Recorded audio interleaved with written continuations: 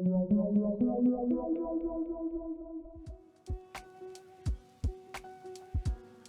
name's Wardle and I own Totterdown Canteen. Totterdown Canteen is a cafe based in a very popular area of Totterdown. We are very well known for our breakfasts, everything from the full English breakfast right through to vegan, gluten-free and vegetarian, and we also do a lot of cafe fare as well.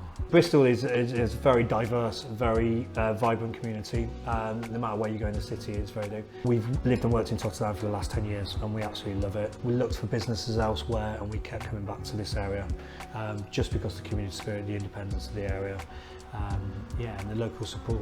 I've got a question based on our discussion beforehand. You said that you don't feel like an entrepreneur. Do you mind explaining that? Is that all right? I don't, because I'm from a working class background and I don't see myself as a business owner, I don't see myself as a manager, I see myself as I come to work and I work alongside the guys that work for me. We don't have any management structure in here. I work alongside my business partner, my wife, and it's run as is everybody's on the same level playing field. So I don't see myself as an entrepreneur, as in the fact that I've got millions of businesses and hands in every single pie. I'm just here in the canteen and it just runs every day kind of thing. So. But you've got a business mindset. Yes, yeah, I've always wanted to succeed, I came from a family where there was never any money. My father was an alcoholic, didn't work, and there was out of the four brothers I've got, I was the only one that was ever pushed to get a job and do something, and I was always the one that was encouraged to go out and earn some money and do something. So I always had that mindset of a business from a very, very early age. Do you think your childhood has affected the person you are now? Yeah, massively. When I was little, I was unfortunately put into foster care, and I actually lived with a very, very rich family where we had butlers, nannies, everything, chauffeurs. And then when I was the age of 11, I was brought back and I basically lived in a very rundown estate with an alcoholic father and a mother. So I suddenly had the money one thing and then didn't have the money the next. So for me to succeed was always to try and go and to do. Never wanted to be rich, never wanted to be saying I just wanted to earn a comfortable living so that I didn't have that poorness that my parents had and things like that. So, yeah. And if you were a younger version of you looking back on you now, how would you feel? I'd be very happy because where my life's come in the last 20 years and where I am from a child, I've succeeded everything I've set out to succeed. When I was younger, when I was a teenager, I was kind of here, there and everywhere. I didn't quite know where I was going to be, what I was going to do. Very chaotic lifestyle as a teenager into my early 20s. I was meant to go into the Navy, so I wanted to go into the Navy as a chef, and I grew up in Plymouth. And in Plymouth there used to be a famous Union Street and it was full of nightclubs and pubs. And I was 16 and I know I was a little bit too young, but I was walking down and he said warm-up DJ required, no experience. And I hounded this guy all day long and I rang him, and this is back in 1996 and he didn't answer, so I went down to the door on the night. Again, I was only 16, but I got very, very drunk and I ended up, there was a massive bar fight between a lot of sailors and I ended up being in a DJ booth by myself for an hour and a half. And the guy that was DJing with came back and he said, fantastic, see you tomorrow night. And I ended up working for the same guy for 10 years. And that's where I've got a lot of my work ethic. And I ended up traveling around the country with him, working in bars and nightclubs and DJing as well. So that's where my work ethic and things came from, yeah. Do you mind asking us a bit of a deeper question, but like, what would you say to, working class kids like you were, who are thinking, oh, I can't get into business, I can't do it? Stick with it. Just work at it. Yeah, definitely work at it. I left school with no GCSEs. I left school with a GCSE drama. Sat in front of a camera now. But yeah, no, I left school with one GCSE. Into my mid-20s, I was lost. I didn't know what I wanted to do, where I wanted to go. I knew I needed to do something. I knew I needed to be somewhere. And it was just getting your head down. I met my wife, who's my business partner. We found a focus on what we wanted to do, where we wanted to be. We didn't want to work for anybody else. And we just got our heads down and we saved and we just kept going at it. We just kept working. So I'd just say keep your head down and just keep working. You're going to get knockbacks. People are going to kick you and people are going to say you're not worth it, you can't do it. But it will come if you just keep at it and keep there. You've touched on the business side and that the main thing you love is working with your team. What's the environment like working here? We try to create a happy, buoyant work life. Sometimes it doesn't work, it gets stressful, sometimes it does get very hard. It's very busy in here and it's like a train coming to you at this place. You can be here 1 minute and it's completely empty, and the next it can be absolutely jam-packed, so you've got a queue at the till. So we don't have one set time where we can say, right, at 9 o'clock in the morning we are going to be thing, and we have to, it's very on the go. We try to keep it relaxed, we try to keep it fun. All our team are trained or taught in a way that they can kind of get on with the things themselves. That there's nowhere somebody will come out and go, you should be doing this, you should be doing that. Everybody kind of does their own little bit. And then where it gets busy in one section, people move to that section. We call it a seesaw effect. Where it gets busy in another section, everybody moves back to that section. Everybody helps each other out.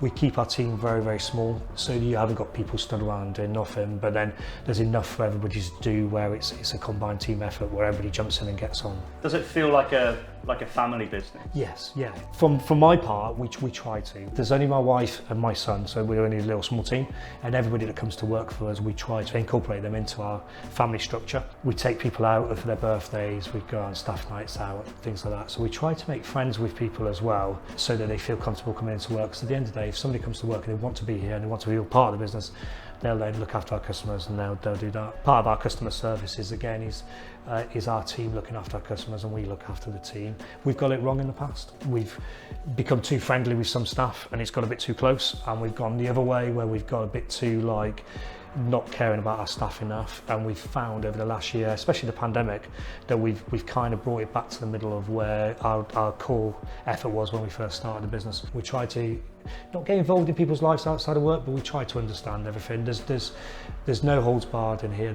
People can talk to us about anything they like. We don't judge anybody on what goes on, and we try to support and help as much as we can. You touched on the pandemic. Yeah. What was that like? Horrendous. Horrendous. When I always remember it when Boris Johnson said that we had to close down. We'd worked for 5 years to build this place up from nothing, and I remember sitting on the side of the sofa and just collapsing on the floor because I just thought that was everything done. I thought he was so. We actually closed for 3 weeks, and we only closed because the suppliers closed down because they didn't know what they were doing. We suddenly had a bit of a brainwave where McDonald's was closed, our main breakfast competition, and we got Uber Eats and Deliveroo in place. We just turned them on one day and we just let it go, and on day 3 we had a whole row of bikes outside because the drivers suddenly realised that we were open in the daytime, and it just went absolutely crazy. So for quite a long time we just did a takeaway, and it was we built a reputation up for that. It was very hard in the middle because one minute you were open to customers, then you weren't, then you think, but we got quite a loyal following at the beginning part of the takeaway side of it. So when we shut down again from customers in the shop, we had enough for the takeaways to keep us going on that side of things. So we learned very quickly on things to do, where to adjust, what to do, and how to react to the market of where it was. Do you think you're stronger now? Yeah, stronger as a business, stronger as a working partnership, stronger with our brand loyalty and our brand recognition, stronger on the apps, on the delivery apps. We've got a really good level playing field now. When we just before the pandemic hit, we were still trying to find our feet with people coming into restaurants and going on to the app-based delivery systems. So I kind of think that the pandemic for us actually gave us a bit of a push, and it actually pushed us into direction with it. So what values are important to you? For us, it's looking after our core team, it's looking after the community, and it's looking after this business as a whole. And for the other side, for me personally, it's failure. I don't want to see it fail. I've been in businesses where they've failed.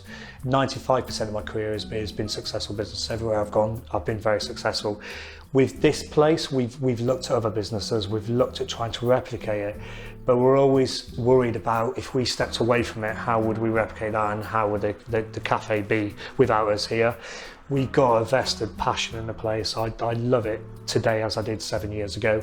And again, I've looked at other units and other cafes, and to me it's not about money. I earn a good living, I've got a good home lifestyle. To me it's about keeping this place successful, it not failing, and keeping the community and our customers happy. With our art on our walls, what we do is we give the artists 6 weeks. They have 2 walls, they're both 8 foot long. On the night time it all lights up. So when people go past on a night time, when they walk up and down the hill, they can see in. We don't get involved in the art in any way. We don't take any commission, we don't take any rental. 100% of the prices for the artist charge goes back to the artist. All we ask from the artist is that they give us the recognition on Instagram, Facebook, all their social media accounts. That way then we go out to artists and to areas of Bristol and the city where we would normally not get, and then their artists and their friends and everything come in then and they have a coffee or they have a breakfast and that kind of thing. And like I said, they get 6 weeks, and if they sell them, they come in, take them down, put more up, and it goes on there. We found it really helps. It helps the artist. We get a lot of artists like this, like Angus, we've got up on the walls now, that are established, and it's just a bit of exposure in a different area.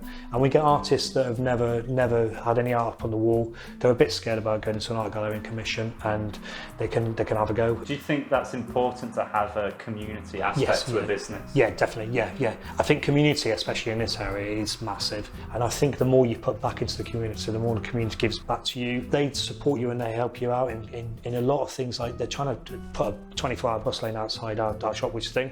2 years ago, the community got behind us and all the local businesses and supported that.